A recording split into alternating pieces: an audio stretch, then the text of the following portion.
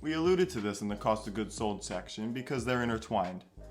Gross profit is just a fancy way of saying that's what you're left with after selling a product. And that leftover money can be used to pay for your overhead expenses and yourself for all of your hard work making those sales. Gross profit is calculated by subtracting your cost of goods sold from your sales. There is no right or wrong answer with gross profit. It all depends on what you need to take home every month and what your monthly overhead expenses in the business are. Some businesses might be fine with $25,000 of gross profit per month. Others might need to think about closing up shop if that's how low their monthly gross profit is. So let's take a look at two examples.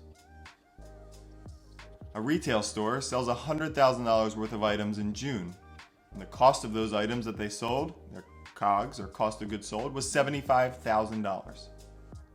That means that their gross profit was $25,000.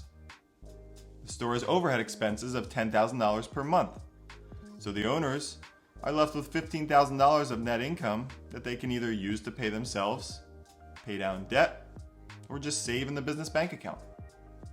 A body shop has revenue of $250,000 in July, and their COGS, including the mechanic's salaries, parts, supplies, etc., was $225,000. That leaves them with $25,000 that month of gross profit. Now the problem is that their rent, computer expenses, administrative salaries, and advertising expenses alone are $50,000 per month. So either their COGS are way too high and need to be brought down, or their prices are too low and need to be increased.